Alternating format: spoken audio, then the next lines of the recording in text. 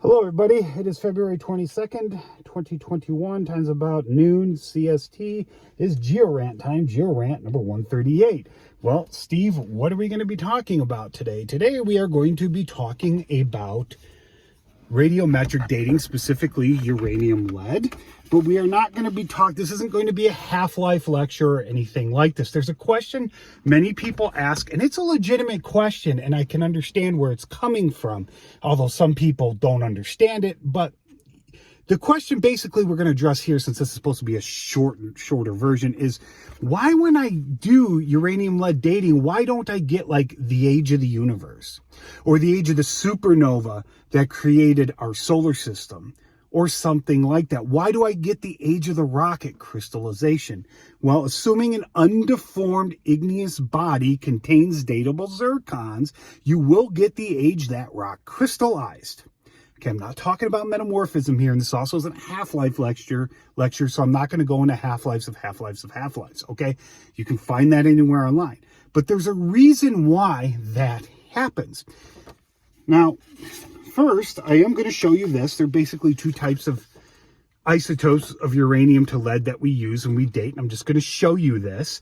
Your parent uraniums, uranium-238 and 235, will decay respectively into lead-206 and 207. And here are their half-lives in millions of years. That's what that MA is, all right? That's what we're going to be taught, just for a reference, just for a guide. That's all I'm going to say about half-life, all right? So, why do we get the age of a rock when we date it using uranium lead? Well, we're going to talk about dating the mineral zircon. Now, there's other minerals you can use to use uranium lead dating on, but we're going to stick with zircons because the principle's the same. All right, here's a zircon. This is basically some basic information. This is its chemical formula: zirconium, silicon, and oxygen. It forms tetragonal crystals. It has a Mohs hardness of 7.5 and it's insoluble. What does that mean? Well, that means it's relatively pretty hard stuff. And insoluble, what does that mean? That means it's not going to dissolve in solvent. It's rugged stuff. Basically, once a zircon forms, the only type of weathering on the surface of Earth or even down deep in Earth that it's going to experience is via mechanical weathering, and that's hard to do. The stuff is very stable. It's very resistant to weathering. That's why it's a good mineral to date. And as you can see here, I have melts and stable. Well, what's this? Well, you'd be hard-pressed to find magmas at these temperatures. That's the melting point of pure zircon. That means without impurities. Well, there's no such thing as pure zircon in nature. It's going to have impurities and it's going to lower that melting point. And this is the stable platform that zircons are stable at. That means that as long as it isn't reheated, that once it hits that temperature, it's stable. It's locked in. All right? For sure. And that's a pure zircon, but like with impurities and stuff, it's going to lower that as well. All right. So what does all this have to do with anything? Well, first of all, I need to talk about this a little bit. Here we have zirconium and SiO4. Well, what is SiO4? SiO4 is the silicon oxygen tetrahedron. Now, most people, when we think of silicon and oxygen in Earth's crust, we think of quartz, which is SiO2. And yes, it's common. Yes, it's important. But this is what binds with almost everything else to form minerals. All right? It's this SiO4. It's this tetrahedron. It's the component most silicates in Earth's crust will use to form new minerals. It's not SiO2. SiO2 is extremely stable in and of itself. All right? This is more readily reactive. And in this case, when we get zircons, it bonds with zirconium. All right. And oh, just so you know, this is what your silicon oxygen tetrahedron looks like in molecular model viewing. Your oxygens are your oranges and your yellows, your silicon. As you can see, it forms a three-sided pyramid. You know, instead of having 4 on a base, you'd have 3. So you'd have a triangle here, you have a triangle here, and you have a triangle here. That's your tetrahedron. Okay. So that's what it looks like. All right, so we're done talking about that too. First of all, I want to talk a little bit too about some objects and their ages. All right, so let's go through this little card first, and then I'll get into the question of why. The universe is suspected to be, these are millions of years, so 13,800 million years is 13.8 billion. Okay, so I think you can smart enough to figure that out.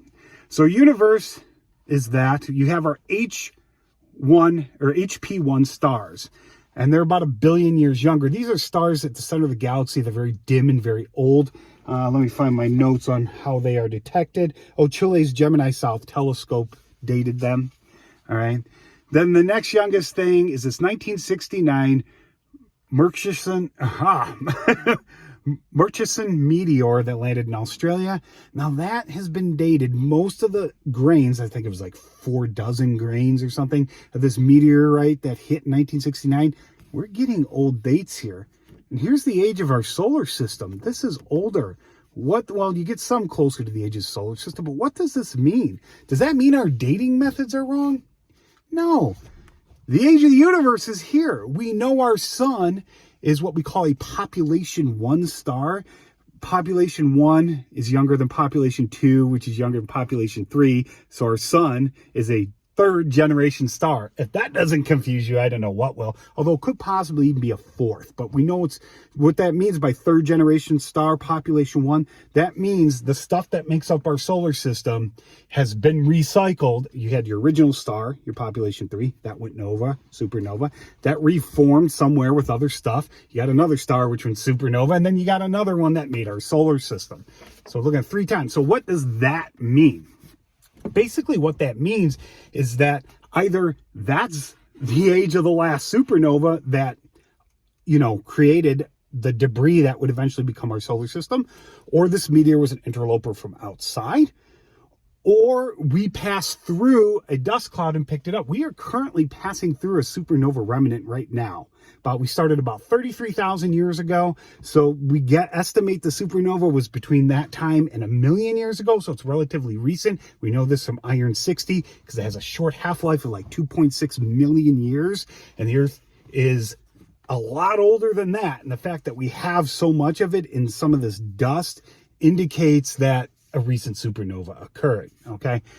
And then here you have the age of the solar system, the age of the Earth, the suspected age of the moon. And then you see here, the the oldest continental crusts, if you will. As you can see, it depends on who you ask and who's dating what. You have the Isua Greenstone Belt.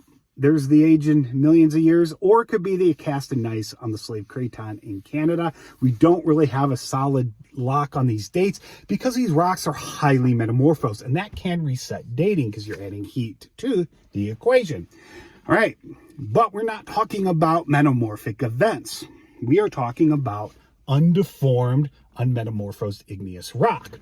So, how come when I date a zircon, I don't get the age of the universe or one of these other many things that I listed here? Why don't I get any of these things? Well, in a nutshell, because there is no such thing as inherited lead in a zircon. Now, there's a lot of confusion. I know when people think of radiometric dating, they usually jump to carbon-14. But carbon-14, number one, it has a very short half-life, 5,780 years, I think. So anything older than 50,000 years, it's useless. This you can start using dating. It's stuff that's 1 million years old or older. All right. So, but carbon-14 is different. I'm taking in carbon-14, okay? And the carbon-14 that's already in my body is slowly decaying as well.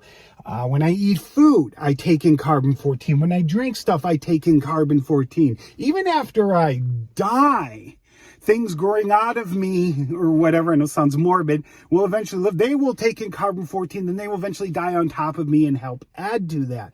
This does not happen in uranium lead. Carbon-14 decay is an organic, superficial process. It happens to things on the surface of the Earth. A zircon crystal doesn't form on the surface of the Earth, usually. And if it does, it's from a magma body. This is an inorganic compound. We are not dealing with living organisms. Well, what does that mean? How is that relevant? How does that mean I can't get inherited lead in a zircon because of this crystalline structure. You have this zirconium bonding with your silicon oxygen tetrahedra. Okay, now sometimes this zirconium will be substituted. Other elements can replace this.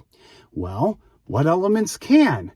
Well, for one, uranium can. And that's how we get the uranium. So any uranium that would substitute for zirconium in here, you can substitute that into it and into the crystal structure. You know what does not substitute?